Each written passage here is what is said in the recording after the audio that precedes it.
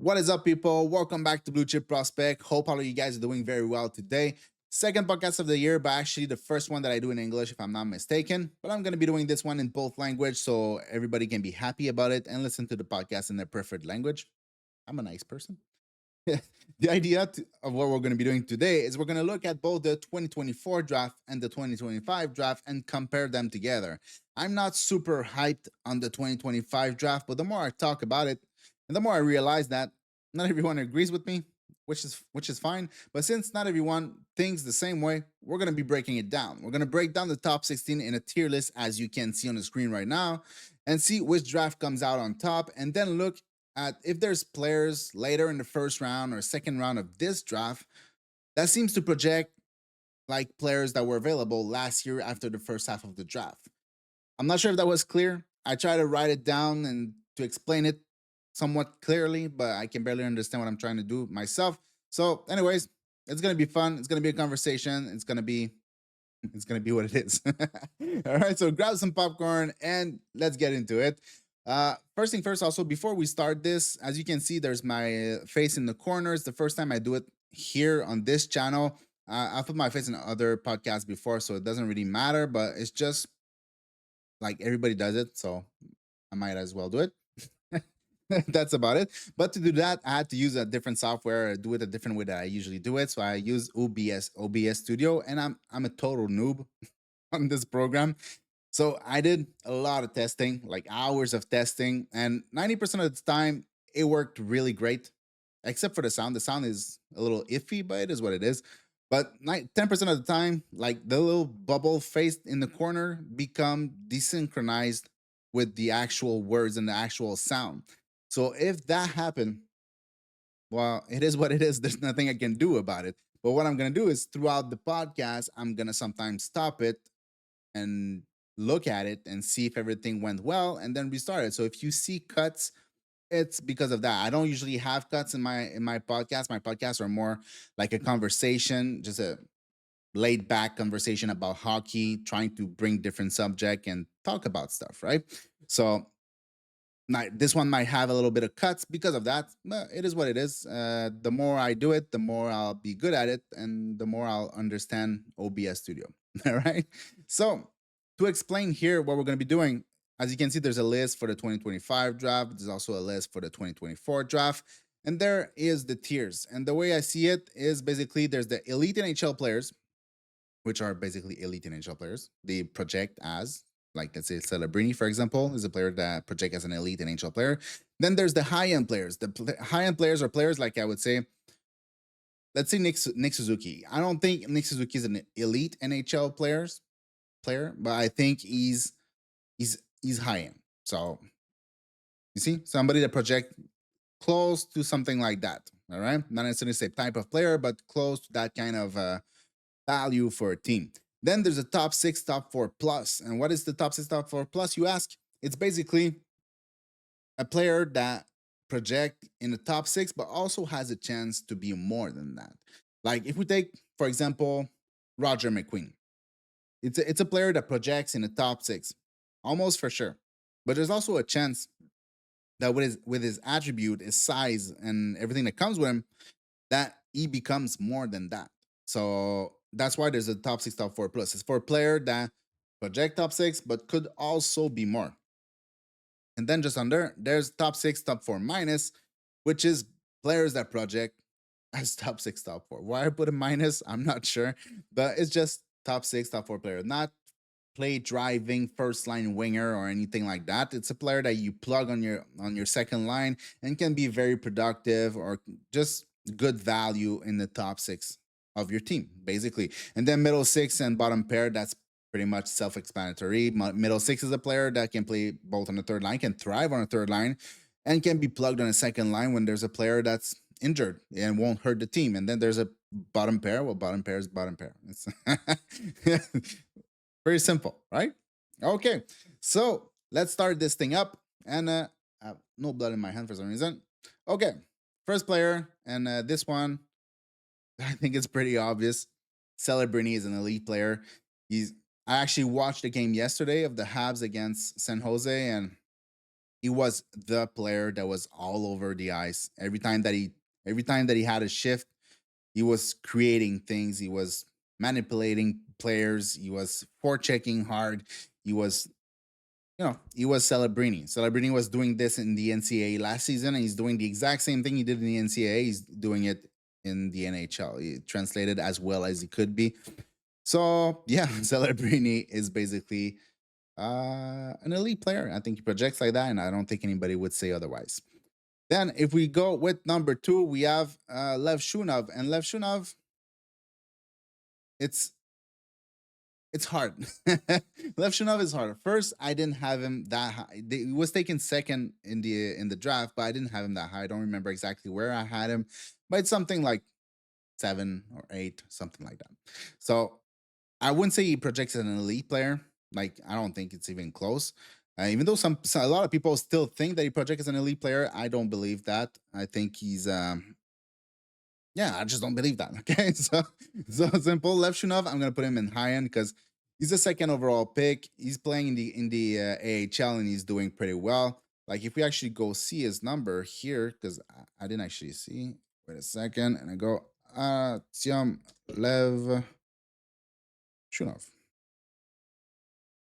Like, my keyboard is hidden by my mic, so it's pretty hard to type, but it is what it is.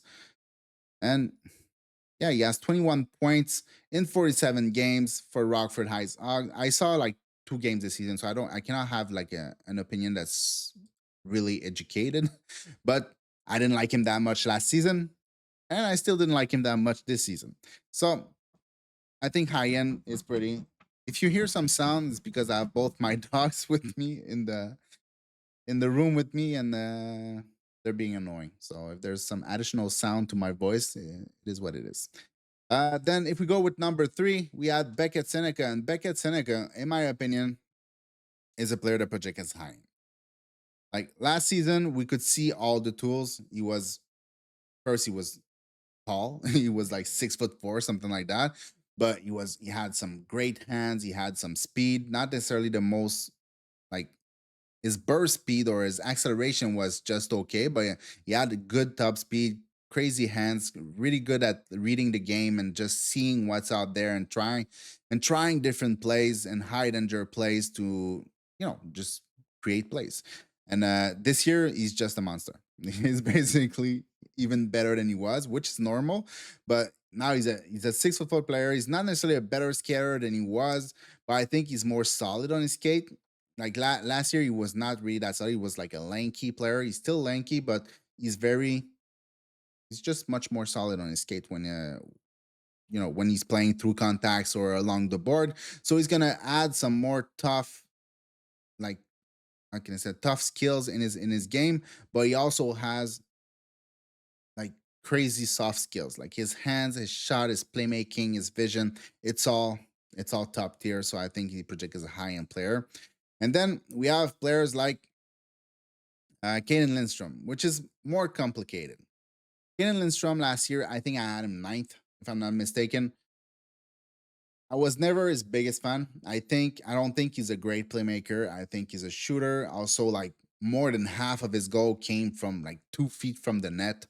It's like, it's projectable, but at the same time, even though I gave him a high end shot, I think in my scouting report, the guy is still, like, it's limited. He's a big guy. He's physical. He skates really, really well, and he has a big shot. And he plays well around the net. But he's not a big time playmaker. He doesn't have crazy hands. He doesn't have any of that. It's I'm not sure what he's going to become. I had the same questions last season, and now he hasn't really played or hasn't played at all. And I still have the same question. So it's hard for me to put him in high end. It's hard for me to put him in elite players. So I'm just going to put him in top six because I think a player like that will project as a top six player. And there's a chance that he becomes more if he puts it all together. So Lindstrom, top six, top four plus. Then if we go with Demidov, obviously, I'm a Habs fan. I've been watching most of his game, not all of his game, but most of his game, and he's been terrific. He's been good even when nothing was going well. When he didn't have points for like 11 games in a row, something like that, playing like 7 minutes a night maximum. So he was still Demidov. Sometimes he was trying to do a little bit too much and coming back to some of his MHL habits, trying to go through the whole team using his hands. But outside of that, I made a full video on Demidov on why I think he's a superstar in the making. And if he's a superstar in the making, I think it's pretty obvious that this guy is going in the elite NHL players. Very simple. Uh, at least offensively. Like defensively, it's still a work in progress, but at least he's trying. I don't think he will ever be like Celebrini when it comes to two-way game, but I think that offensively he could be even better than Celebrini. So we'll see how it goes, but I think it's a sure shot elite NHL player. And then there's Iginla. And Iginla, it's also a little bit tough. He's been injured. The season was not going fantastic, but I think he has all the element to be at the minimum a top six player. I don't think Iginla is like a middle six player at all, or just a top six player. I think he's a top six player that has a chance to play on the first line. He's a top six player that has a chance to be the player that digs for puck, that brings puck to the slot, that can shoot the puck hard, like just a guy that can play on the first line, that can also play on the power play. But there's also a big chance that he's just a top six player that you plug on your second line and he scores goals. So I don't think he's a high end player, even though I'm close to it.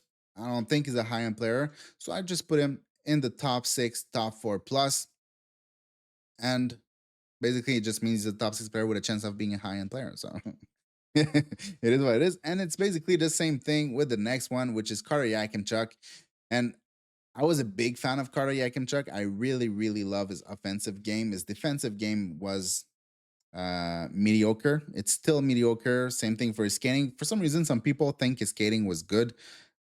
I never once looked at him and was like, yeah, that's a good skater.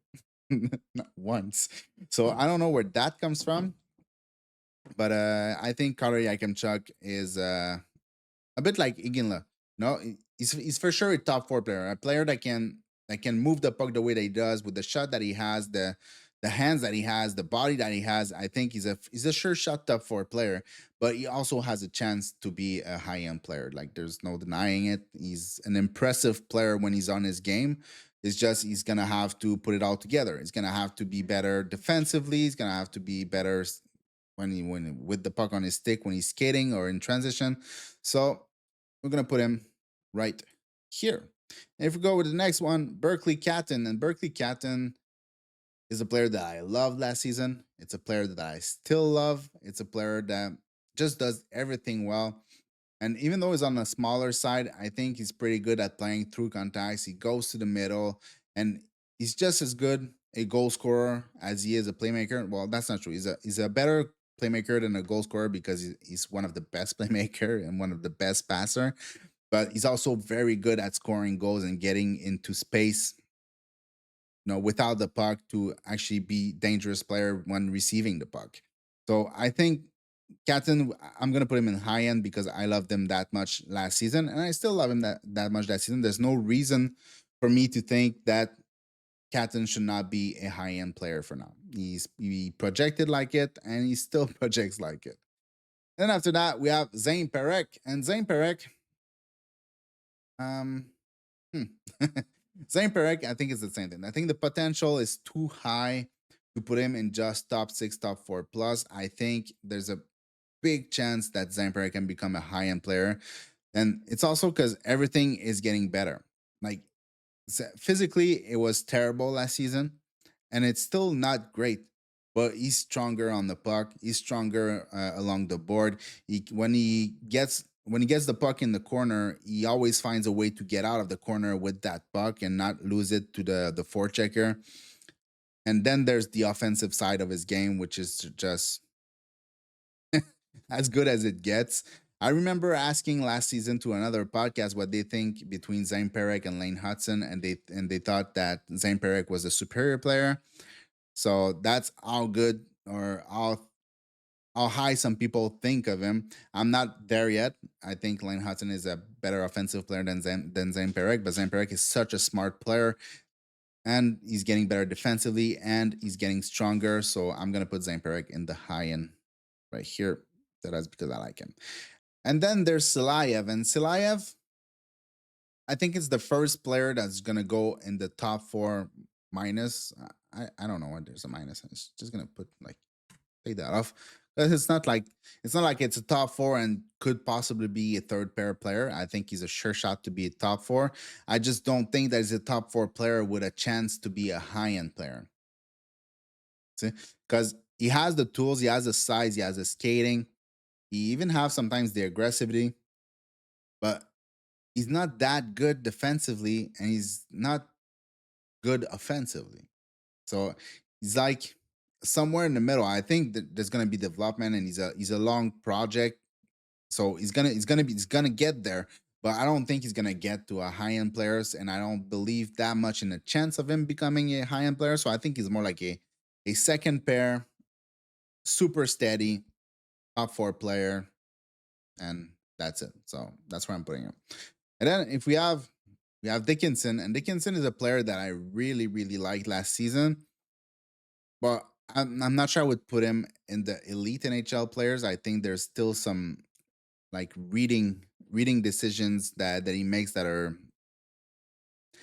not there yet sometimes. So I'm gonna put Dickinson in the high end, and that's where like yeah, like my first two defensemen last season were Zeev Buyam and followed by Dickinson. And while Dickinson got much better than he was last season, I still don't think that he's an elite NHL defenseman.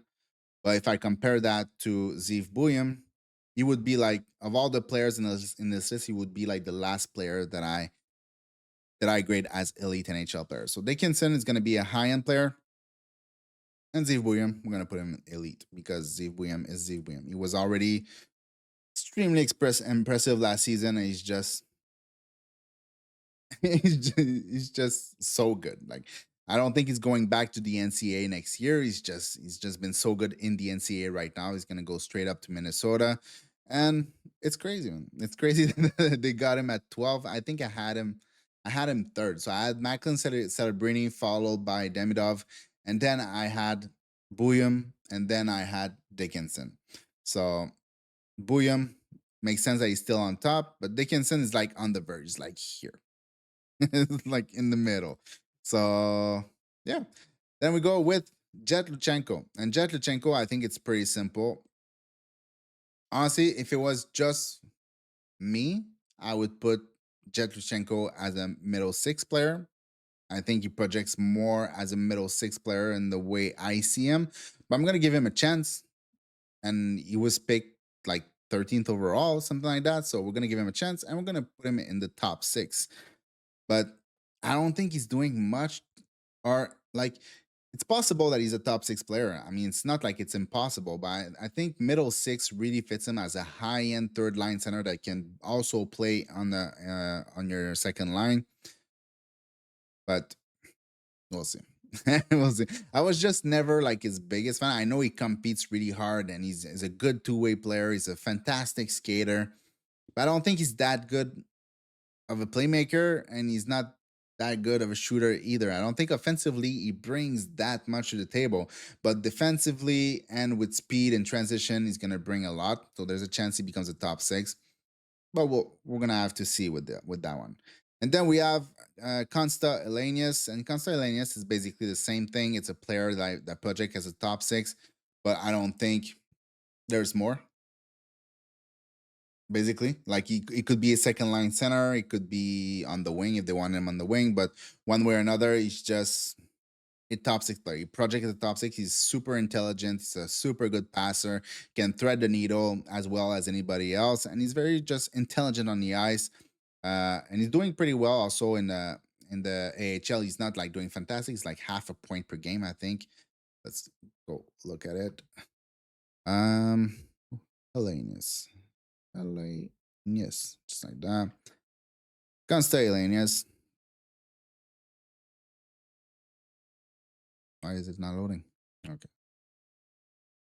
Constellanius. Yeah. So yeah, basically a little bit more than a point per game. Like tiny. So a point per game, half a point per game. If he was a point per game, I'd be like, okay, he's a good player. But yeah, I think top six is basically it. And then there's Michael Brandsang Nygaard. And this one, I don't know what to do with it.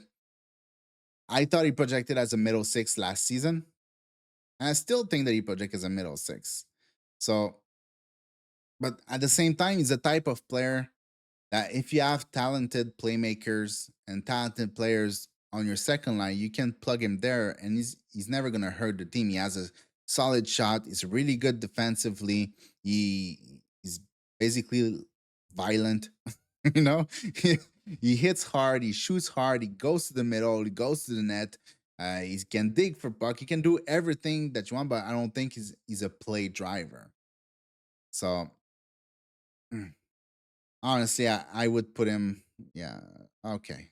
I'll be generous, and I'll go here and I put him in top six. Like I'm really not sure about him. It's a bit like Luchenko. I'm just not sure about his top six skills, but I know that Michael Branson Nigard. You take him, you put him on in a top six as the winger to a talented center with great vision, and he's gonna be good on that line.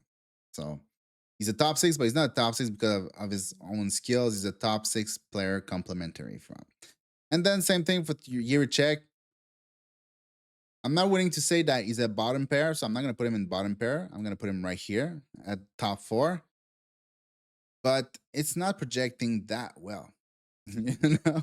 And if we look at his stats, yeah, I think he's like not doing that well too in his stats, but I just don't like his game that much this season. So if we go here, Adam here, check. 6'2", we knew that. Yeah, he's half a point per game with the Brantford Bulldogs, and he's just not impressive on the ice. I think he defensively is pretty good, but he's not moving the puck that well. He's not super good in transition. He's offensively like he's not a net negative, but he's not a net positive. So like there's work to do with Yurchek. And there's really work to do. I'm not gonna put him as a bottom pair because I think he has more to bring than that. But he's like here. Okay, he's on the line between both. So let's go with the 2025 draft and try to see how it compares to the 2024 draft.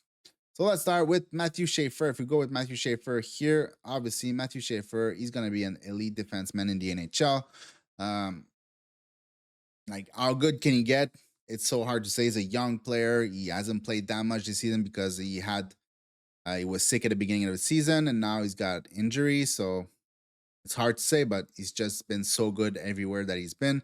He projects as an NHL player in the same capacity as a what's the name of the guy in Dallas? Heiskanen. Yeah, exactly. An elite skater that can do everything super well. Very disruptive, very good offensively, very good in transition. That's basically who I think he projects like Consta Elanius. So I think, yeah, elite for sure. It's almost franchise at that point. And then there's Michael Misa. And Michael Misa, I think, is an elite NHL player too. But I don't think it's a sure thing. Even though the production suggests it, like he's almost a 2 point per game, or maybe he is 2 point per game. I'm not that aware of the stats. So Mikael Misa. So here. Yeah, basically. He's more than 2 point per game. Which is crazy. But like he's a dynamic player because he's a dynamic skater, dynamic shooter. He gets into a pocket of space to receive the puck and shoot it. And once he gets the puck on his stick in transition, he's just gone. He creates all kinds of little advantages with small passes. He's not like the most, how can I say that? He's not a super fancy player. Like if you're looking for let's say a Demidov is way more fancy in the way that he plays. Michael Misa is way more direct, and he's also an extreme competitor. Not an extreme competitor, that's too much, but he's a very good competitor. He works hard. He always tries to win his battles along the net. He initiates contact. He's just really good at everything that he does, and he brings a ton of offense. So I think he deserves to be in the elite. But even though I'm not as sure that he's going to be an elite player in the NHL. And then we go with James Hagens. And James Hagens, I don't have him in elite. I think after watching too many of his games, And there's games where he looks like he's gonna be an elite NHL player, where he's creating so many chances, even though the points aren't coming. There's games you come out of it and you think that guy should have like 4 points, and he has zero. So it happens. The skill is there, the vision is there, the creativity is there. He has a little bit of everything, but there's also a lot of games where he looks like not much. And especially like I recently went, about last weekend, I went with other people, like other podcasts. We went to go see him live in Burlington, and he was very far from impressive. Though those were not two great games. He had a goal in the first game. I don't remember if he had a point in the second one, but it was just meh. You know, like when we were talking about it, we were thinking like he doesn't look like a player that should be in the top five even of this season. At least in those two live games, there's plenty of other games where he looks like it and he should be, but there's plenty of games where he doesn't look like a top five player. So it's hard for me to put him in elite players, but I'm still gonna put him in high end players because there's the pedigree is just so good with Hagens. What he did last year was really good, and what he's doing right now, it's still really good. It's just it's inconsistent. So we're gonna put him in the high end here. Then we have Porter Martin, and Porter Martin is one of those player where he's high end for sure, but there's also a chance where he's an elite player. Like he's right here. He's in the middle. Okay, him too. But I'm gonna put him in high end because I'm not sure of what he's gonna do, but he's such a smart player with the puck and without the puck. He's just always at the right place, making a ton of quick decision with the puck. If he needs to move fast, you give it to Porter Martin, and he already have multiple options prepared in his head, and he's just gonna receive the puck, and it's gonna be redistributed in like a second, and it's gonna be redistributed to the best possible option. He's just super smart on the ice, and obviously, while he have all the skills and he has the size at 6'3", so I'm gonna put him in high end, but I think there's a big chance that he becomes an elite NHL player to be followed. And then there's Caleb Denoyer. And Caleb Denoyer is the guy that keeps going up in the draft. And that's where I already start with a player that I'm going to put in the top 6 plus. I think obviously he projects as a top 6. I don't know. There's people who says that he might be just a third line center. There's people who think that he cannot be more than a second line center. I think it's a little bit short sighted. Like Caleb Denoyer, he's just getting better and better and better. If you look at Caleb Denoyer at the beginning of the season and you look at Caleb Denoyer now, or you look at Caleb Denoyer last season and now, it's a totally different player. And he's just getting better at every facet of the game. His shot is getting better, his skating is getting better, even though he still lack a little bit of pace. His playmaking is getting better. His strength, he's strong along the board. He's strong in the corners. He goes in front of the net. He's very strong defensively. Like he does everything. So I think that guy definitely project as a top 6 player. But there's also a chance that he becomes a high end player in the sense, like if you take a player like Ryan O'Reilly, he's not an elite player. Sometimes there are years where Ryan O'Reilly is just a top 6 player, but there's also years where Ryan O'Reilly is like a 70 something point player that there's also a monster defensively. So if he becomes that kind of player, then obviously I think that's a high end player. But if not, I think for sure he will play in the top 6. He will be just too valuable to a team to just leave him on a third line.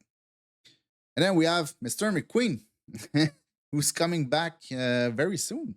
And I used him as an example earlier as a top 6 plus player. And so obviously he goes into the top 6 here. And McQueen it's just that. It's the skills are there. He has very good hands. He has very good shot. He's very physical when he wants to be. He's not the greatest skater or the most fluid skater, but he skates well enough for his size. Even maybe like more than well enough for his size. But he's not an elite or high end skater whatsoever. But still, when you're 6'5" and you can still fly, it's very good. So he's the type of player that right now project as a top 6 player, but has a very big chance also, not necessarily a very big chance, but has a decent chance of becoming a high end player in the NHL because the package is just so so rare. So like you don't. It's not every year you get a player that's 6'5" that can drive offense the way that he does. That's also physical. That has the hands that he does. So we'll see with the injury how he comes back. He's gonna play a couple games, and we'll see from there. But I think top 6 plus is really the spot to be for him right now. And then there's my guy Justin Carbonneau, and Justin Carbonneau, like I know I'm the only one who's that high on him. I know there's other people who have him in their top 10 or like number 10 or number 11, so like on the edge of the top 10. But I have him at 7, and I've had him at 7 since the beginning of the season. So I'm not gonna put him in top 6 plus because I don't think he's the type of player that can become a high end player, but I think he's a player that can play in your top 6, plug and play. He can do whatever you want him to do in the top 6. Like he's a shooter. He's also a good passer. He can be physical if he needs to. He skates really well. He's heavy on the puck. He can basically do a little bit of everything well, but he's not also high end at anything. Maybe a shot. We'll see. We'll see about that. So top 6, but I don't think he has a chance to become a high end player. And then we have Eklund, and Eklund is that player that everybody loves, and that I love too, but I don't think I love him as much as everybody. But still, I think he's a top 6 plus because of the combination of competitiveness and skills and everything. He's not on the bigger side. He's like 5'11" or something like that, so not that big of a player, but he's a big time competitor and he has all kinds of skills and he's also a very good skater. So the package overall, if you take off like the physicality out of it, is very, very, very attractive. And a player like that has those type of skills, that can shoot the puck and that can pass the puck, that can transition the puck, that can dig for the puck, that can go in front of the net, that can hit, that can do everything basically, is a player that's going to play in your top 6 and that also have a good chance to be a high end player. So even though like I in my ranking, I have them back to back, Eklund and Carbonneau. I think there's more chance for Eklund to become a high end player than there is for Carbonneau. That simple. And then there's Lakovic. And Lakovic, Lakovic, I'm not sure. I really, really like Lakovic, but he's not. Just gonna go see his stats because I didn't check his stats in a while. Uh, his name is with a with a Y, right? Lin Den Lakovic. Let's go see that. Is it better? Okay. I guess he's been better. He was like a point per game at some point, and now he's a little bit over a point per game, which is decent. But it's just every time I watch him, he's just so impressive. He always stands out. He has really good hands, really good speed. 6'4". Like he plays a little bit too much on the outside for my liking, but like what he's lacking are things that are teachable. Things that a lot of player of this age lacks anyway. But he has the frame, he has the speed, he has the shot, the playmaking, the hands. He has a little bit of everything offensively, and he just stands out every time you watch a game and he's playing. So I don't know. Because I like him that much, I'm gonna put Lakovic and I'm gonna put him top 6 plus. It might be a mistake, but I'm gonna put top 6 plus for Lakovic because I just like him that much. All right, and then there's Carter Bear, and Carter Bear, I think he's a top 6 player. That simple. I I don't think there's much to debate about it. Is Carter Bear have a chance to become a high end player? I don't think so. I don't think he has the necessary skills to be a high end player, but he's almost a sure shot top 6 player. The competitiveness, the combination of all of his skills makes him a top 6 player. Like obviously there's player that misses all the time and don't become what they were supposed to become, but uh he's just so aggressive and so aggressive and so skilled at the same time. But he's not so skilled that you think of that guy as a high end player. I don't know if you understand what I'm trying to say, but that's it. I think top 6, sure shot. I don't think he has that much of a chance to become a high end player. So top 6. All right. And then there's Jackson Smith. And Smith, like sometimes you look at him, you're like, that guy's not even gonna play. The other time you look at him and you think that guy's gonna be a first pair defenseman. I think the potential is through the roof with him, but he's also a little bit all over the place. So I'm gonna put him in top 4 plus because the size, the skating, the offense, the defense, and everything. I think he's almost a sure shot to be a top 4 defenseman. I think there's room for him to become even more than that and be a first pair defenseman. But the thing is, there's also a chance that he's like a bottom pair because sometimes the decision making is is iffy, let's say. But outside of that, I mean, he's a very impressive player. I think he's a top 10 pick all day long, and I think he's a top 4 player all day long with a chance to be more than that. But there's work to be done. And then there's O'Brien, and O'Brien is the same thing. Is it? Yeah, it is. O'Brien is the same thing because right now you like, let's say for the apps, I'm working on a video for targets for the Habs, and obviously players like O'Brien are in there because the Habs might pick somewhere like between 7, 8, 9, 10, or something like that. And players like O'Brien have a chance to be there. And out of a lot of players, he would be my pick because he's just such an impressive playmaker. Like his his passing skills alone are probably good enough to make him a toxic top 6 player. And then you add the fact that he competes hard, that he plays well defensively, that he's digging for his own puck. He's not waiting for anybody to go get the puck for him. He goes and he gets it himself. He skates well enough. He's not a great skater, but he's a good skater. He doesn't play with a ton of pace, but that's also a thing that you can work on. Like if we take again Suzuki as an example, when he was in junior, he had no pace whatsoever. He's not that he's a bad skater. He's not a great skater, Suzuki, by any means, but he's he's not he wasn't a bad skater. It's just he was not playing with pace. He was just slowing the game down consistently. And basically O'Brien does the exact same thing. Once he crosses the blue line, like everything has to slow down, and then he just places his chess pieces and create something out of nothing. That's basically who he is. Extremely smart, extremely talented, a ton of skills. He's putting a ton of points on the board. So I think he has a lot to become a high end player. But also, there are things that need to be worked on, like his pace, his speed, that could make him just a top 6 player. Okay, so yeah, that's it. And then there's Frondel, and Frondel, he's putting up really good numbers right now. Like his numbers in the Allsvenskan are really good, but I just don't like. I just don't like his game that much. Look, I think he's gonna be good. He's gonna be a good two-way forward. I think he's very good at finding the soft ice and like jumping into pocket of space to shoot the puck. He has a really good shot. He's an okay skater. He has good hands. He's physical enough. At least he's developed physically. He's almost like 200 pounds or something like that. He doesn't win a ton of his battles along the board. Like I've seen him lose his fair share of battles, but he's playing against men, so there's that. Even though it's the second division, but just overall, I don't think he does a lot. Like he's a bit of a boring player to watch, but it's not just that.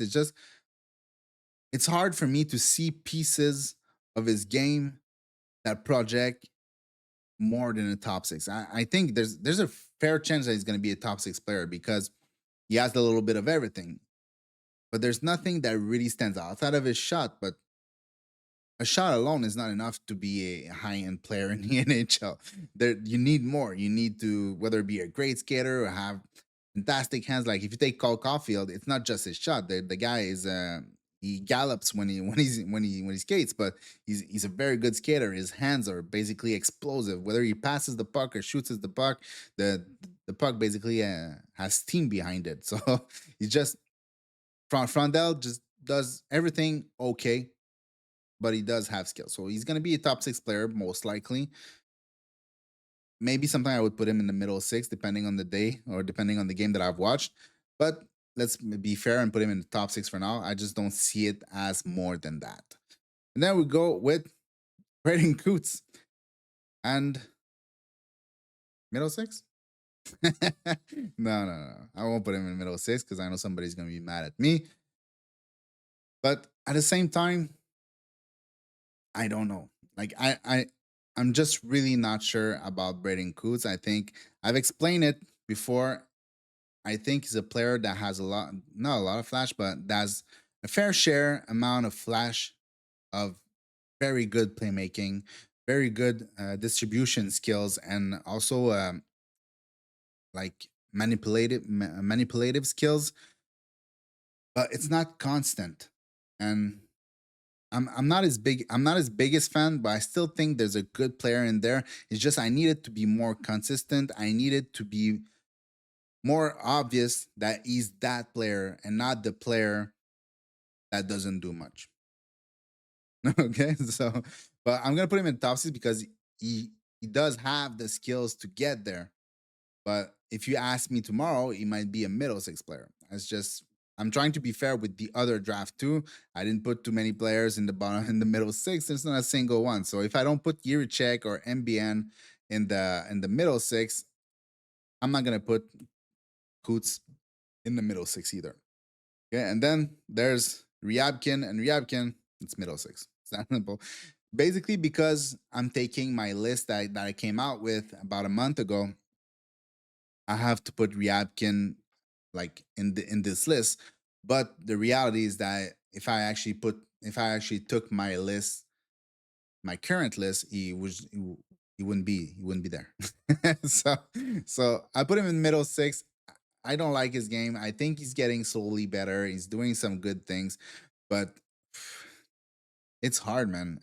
I'd take a flyer on him at the end of the first round, but right now, Ryabkin, I don't know. I don't think there's really that much that he brings. So yeah, middle 6 player. Okay, that's it if he makes it.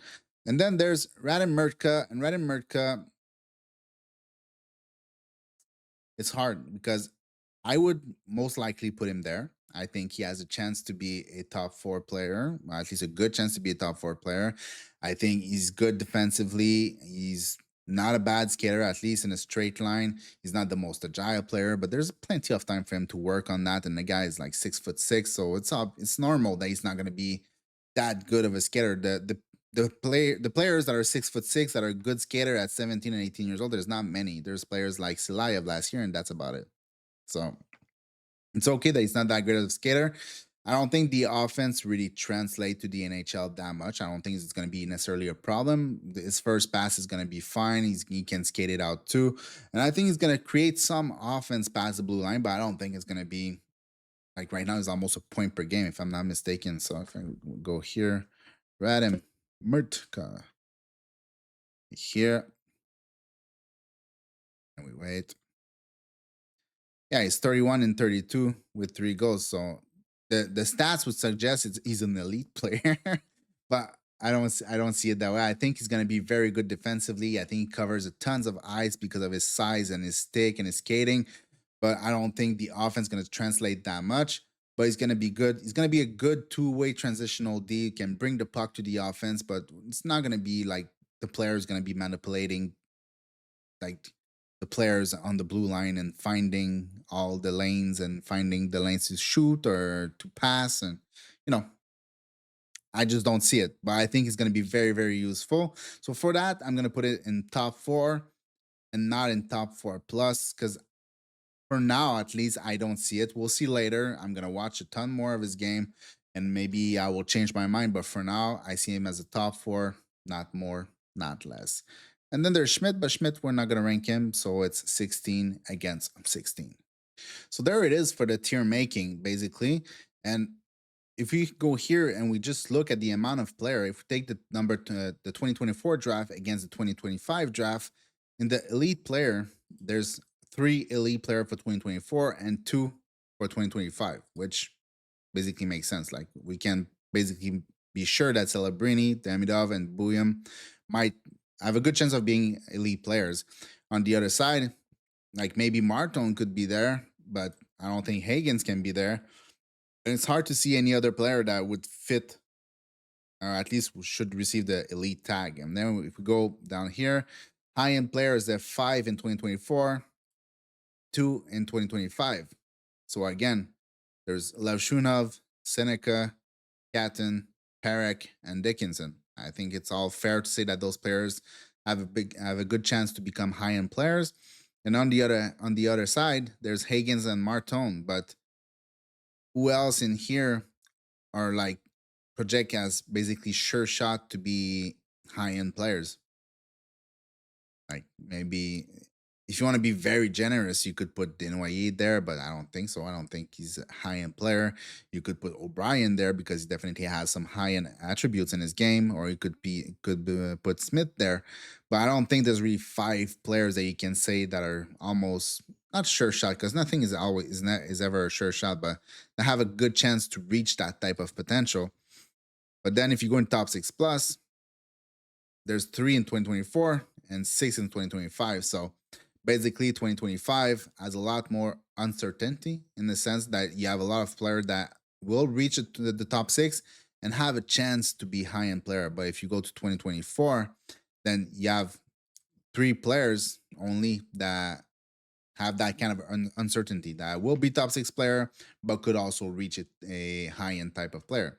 And then if we finish that with top 6 only player, and obviously there's what is it that I put there? Yeah, it's a Ryabkin, but let's say we don't count him. Okay, we just compare those top 6 to top 6. Well, it's 5 and 5. And then do you prefer to have Silayev, Luchenko, Elenius, MBN, and Yurchek? Or do you prefer to have Carbonneau, Bear, Frondel, Kutz, Merka? Like, I don't know if there's one that's really better. Obviously, I think I might prefer Bear and Carbonneau over most of those player or all of those player. I don't know. I like MBM. I just don't know what he can do on his own. I think he needs somebody to help him. So yeah. So I think when you put it on paper like that, the 2024 draft is a better draft in the sense that it has more elite and high end player. And then when you go to top 6, there's less less player that project as maybe high end but top 6, but overall there's still plenty of player. Okay, so if I had to compare it with the 2024 draft, I much prefer the 2024 draft, but it's not even just for that. Like obviously, yes, okay, there's more elite player, there's more high end player, and all this stuff, but it's also when we look at the draft itself, because the draft never goes in the order that you think it will go. It's never like that. Even though last year most of the player taken in the top 16 or player that most people projected to be taken in the top 16, like there's not that many surprises outside of maybe Jetlochenko. But everybody else from Tizhiginla to Perek, Silayev, Dickinson, Elenius, they're all players that we all knew were going to be in the top 16. I think the biggest surprise was Beckett Seneca, but Beckett Seneca was projected as a top 16 player. And Michael Brunson Nygaard, everybody knew that Detroit was going to take him anyway. So we knew he was a top 16 player. But when you look after what came after that, there's players like, obviously, like there's players like Tarek Parasak that had a crazy season last season and still doing very, very well. But outside of Tarek Parasak with crazy production, there's players that were available like Sacha Boivin, who's a player with a hard shot, he's combative, he's very competitive, he's a big body, he's a center. There's player like Trevor Connolly who has all the skills in the world, trying to put it all together and stay healthy. There's players like Cole Iserman that I know some people really don't like, but still, the guy has the shot and the on ice intelligence to be a scorer at the NHL level. Whether we like him or not, we might maybe you don't like what he brings because he brings basically one thing, but he still has that projection where he can play in a top 6 and score a ton of goals. Is he going to be the most valuable player on your team? For sure not. Like he doesn't bring that much, but he's gonna score a ton of goals for you if everything goes well, and if you place him in your top six with somebody who can give him the puck. And then there's players like Michael Hage, who's doing very well in the NCAA. The guy has a ton of speed, has soft hands, has a good shot, is a good playmaker, can play in transition, can play on counter attack, can play against a cycle.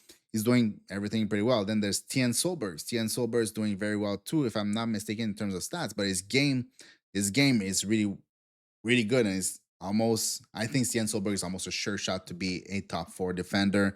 That's just violent, but also very effective um, against the rush, but also to just smother the cycle in his own zone and take back the puck. Uh, Saw that Liam Greentree was having a crazy season. So Igor Chernyshov was doing like it was just amazing right now. So there's a lot of very good players. Matvey Gridin. There's a lot of players that were taken later in the draft after the top 16 that had that potential already. It's not like we didn't know that Trevor Connolly was a had all the skills in the world. It's not like we didn't know that Igor Chernyshov was doing very, very well last season, or Liam Greentree. Liam Greentree was already a captain and was putting up like 90 points or something like that.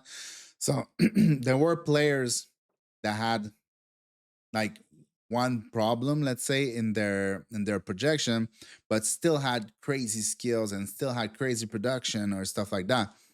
If you take this year's draft, once you're past the top 16, like who has that kind of projection?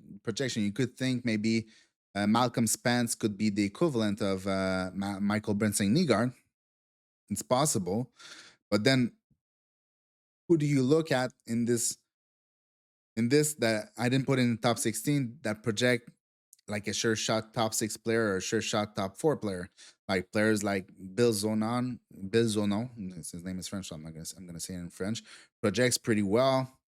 Um, Outside of that, I mean, there's a lot of small player that, like, yes, Cameron Schmidt has think he has a chance to become like a Stankoven or something like that, but he's still like a 5'7", 5'8" player. So whether we want it or not, it's still a very risky projection to take a player and say, "Hey, that guy's gonna be gonna be a top six player."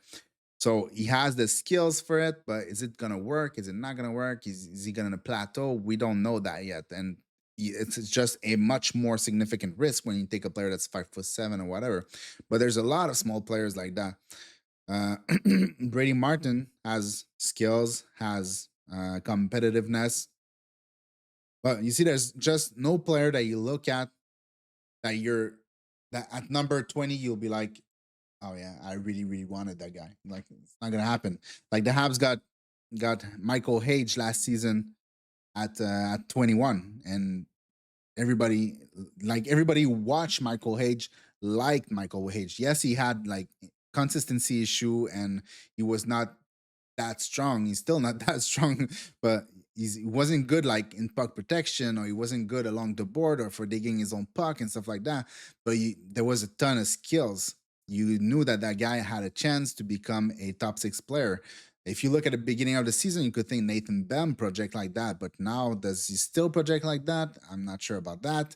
So all this to say that in the end, once you're past the top 16, not only the draft is inferior in the top 16, it's also inferior once you're past it. There's no big names with like top notch skills or stuff like that are still there on the board. Obviously, like after the top 16, there's going to be some player left. Maybe Lakovic is not going to be taken in the top 16, and then you can have him at 18 or something like that. But I'm talking like right now, the way with my list, once I take like all the best 16 player in my opinion, after that, what's left is nothing that's very exciting in my opinion. Like I love Keishan Aitchison. I like Malcolm Spence, but are they play or even Cameron Reed, but or Henry Brustovics are all players that I like, but do they excite me in the same way that let's say Trevor Connolly excited me last season? Not even close. So yeah, that's it. So that was the comparison. It's not more complicated than that. It's not an in-depth look at anything. But uh, yeah, basically the 2024 draft, in my opinion, is a better draft on basically all account. It's a better draft at the top. It's a better draft after the first half too. And then there's players like Protas in the third round that if you redo the draft, is probably a top 20 pick, if not more. So just a very, very deep draft and very, very solid draft at the top. Like if you take only the top like Celebrini, Demidov, and Bouillon, just the elite players, like it just looks really, really good. All right. I don't know how else to say it. I'm just like repeating the same thing over and over again. But that's about it. So yeah, I hope you guys liked it. It was just a little like coming back on a 2024 draft against the 2025 draft and see how it looks compared to each other. And basically, 2024 draft wins on all account, in my opinion. Let me know in the comments what you think. Maybe you think those players, some players don't deserve to be in the top six or don't deserve to be high end, or maybe the other way around. Maybe you think Yakim Chuk should be an elite player. I don't know. But let me know in a comment and let me know if you like that style of video where we do some tier maker stuff. And basically, all my podcasts are just like conversation like that. They're never really structured or anything like that. So if you like that type of stuff, let me know. It will tell me if I should keep doing them or not. All right. So on that, hope you have a great day. Thank you for watching and see you in the next one. Peace.